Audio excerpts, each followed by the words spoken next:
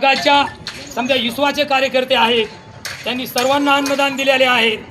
आणि तू हे जे साधारण माणसं आम्ही हातावर भाकर खाणारे, तुम्ही ह्यांना जर हाकलून द्यायचं जर काम करीत असतील, तुझं खाली मुंडकं वर पाय होईल, लक्षात धरा। एखाद्याच्या पोटावर जर पाय दिला जातं, तर ज्याच्या पोटावर पाय दिला जातं त्याला कळ निघल्या जाते, त्याला वाटतं मायला हे आपल्याला कुठंतरी मारायला लागलाय, आपल्या ह्याच्यापासून काहीतरी नुकसान आहे। पण त्यांनी जर उडी खाल्ली, त्यांनी जर चौताळली केली, तसं हे असा जे संघर्ष आहे, एखादा बळ चौताळला तर तुमचं काय बरं होणार नाही। अरे मतदान आमच्याकडूनच घेता आणि आम्हालाच उठवायची बारी करता। मतदान ज्यावेळेस जवळ येईन, ये रे बाबा हातावर टाकतात, दिन दुबळ्याच्या, गरीबाच्या, भिकाऱ्याच्या, भिकारी तर कुणीच नाही हो, त्याच्या काय हातावर मानावर हात टाकता, अरे बघ बाबा माझ्याकडे बघ बघा। आणि आमच्या मतदानामुळे तुम्ही सत्तेत येता, सत्तेत आल्यावर आम्हाला आमची अशी पळवाट करता, हे तुम्ही गुन्हेगार आहात। आणि आमचं मागणं तरी काय, जगायला जागा द्या, आमची काय PTR नाही, आम्हाला काय नाही। तुम्ही जगाच्या कोणत्या कान्या कोपऱ्यावर जा साहेब, मुंबईला जा, मी दिल्लीला गेलो, पुण्याला गेलो, दिल्लीला 6 दिवस राहिलेलो माणूस आहे मी, तिथं सुद्धा आंदोलन केलेलं आहे मी। पण मला सांगा, दिल्लीला सुद्धा जाग्यावर फळ फ्रूट विक्रेते आहेत, पुण्याला जा आजूबाजूला फळ फ्रूट विक्रेते आहेत, अशी एखादी जागा तुम्ही दाखवा की तिथं विकायला कुणी बसलेलं नाही म्हणून।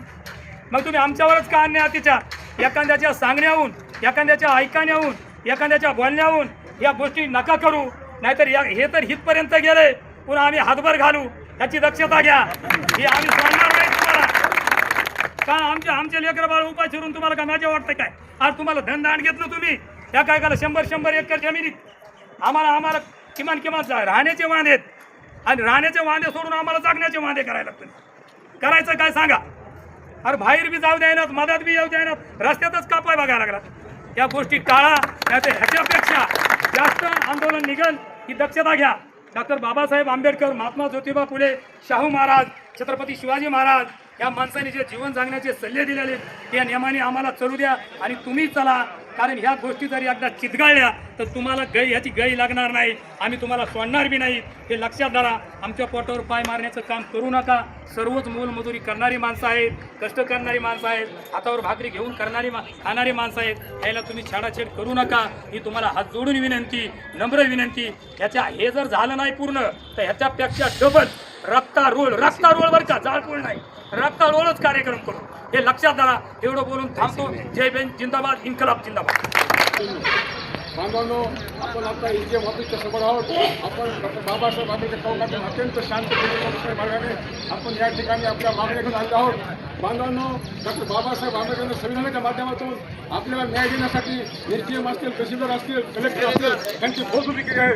बांधवांनो, जर बाबासाहेब आंबेडकरांना संविधान निर्माण केलं नसतं, तर हे जे अधिकारी आहेत, हे मशीच्या ढोबळात बसून कुठेतरी बांधवांना हिडत फिरले असते। तर बांधवांनो, हे बाबासाहेब आंबेडकरांचे जे संविधान आहे, ते सर्वांना न्याय, समता,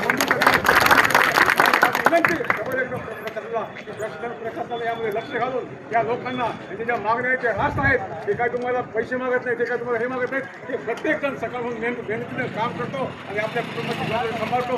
तर बांधवांनो, घटनेमध्ये जे फंडामेंटल राईट आहेत, जे 1 ते 35 जे अधिकार आहेत, त्या अधिकारामध्ये हे सुद्धा आहे की या लोकांना जागा नसेल त्यांना जागा द्या, ज्यांना घर नसेल त्यांना घर द्या, ज्यांच्याकडे काम नसेल त्यांना काम द्या। हे सर्व अधिकार डॉक्टर बाबासाहेब आंबेडकरांनी घटनेच्या माध्यमातून, संविधानाच्या माध्यमातून आपल्याला दिले आहेत। आणि ते अधिकार घेण्यासाठी असे दिले नाहीत आपण ते हिसकून घेऊ, यांना फिरणं मुश्किल करू। माझी एवढीच कळकळीची विनंती की प्रशासनाने यामध्ये लक्ष घालावं आणि तातडीनं जो निर्णय त्यांनी घेतला आहे तो रद्द करावा आणि परत एकदा आम्हाला आमच्या व्यवसायाला लागून आमचे जे उद्योगता आहे, आमचे संगोपन व्यवसाय आहेत, ते चालू करण्यास परवानगी द्यावी, एवढीच मी विनंती करतो। आणि परत एकदा सांगू इच्छितो की बांधवांनो, भारतीय लोकशाही संविधानाच्या पुढे कुणीही मोठं नाही, संविधानापेक्षा कोणत्या अधिकारी मोठं नाही। कारण संविधानामुळेच हे जे अधिकारी आहे, कार्यपालिका आहे, न्यायपालिका आहे, नीतिपालिका आहे, हे न्यायपालिका आहे, हे जे सर्व काही निर्माण झालं आहे ते संविधानामुळे झालेलं आहे। आणि म्हणून संविधानाचा आधार राखून त्यांनी आम्हाला न्याय द्यावा, एवढी विनंती करतो आणि थांबतो। जय भीम, जय मी मरायला तयार आहे, त्यांनी कधीही सांगावा आणि तयार आहे। कारण बांधवांनो, जगून तरी काय फायदा आहे, असं जगण्यापेक्षा मेलं परवडलं। कारण संघर्ष करता मेलं तर ते चांगलंच असतं, असं आपल्या महामानवाची शिकवण आहे। एवढंच या ठिकाणी सांगतो आणि परत एकदा सांगतो की आमची लढाई थांबणार नाही, तुम्ही आम्हाला दाबण्याचा प्रयत्न करता, आम्ही दाबणार नाहीत। कारण जितकं तुम्ही दाबता तितकं आम्ही उतरून बाहेर येऊ आणि आमच्या न्याय मागण्यासाठी आम्ही राष्ट्र मार्गानं, लोकशाही मार्गानं संघर्ष करीतच राहू आणि आमच्या मागण्या मान्य करून घेऊ। एवढं बोलतो थांबतो। जय भीम।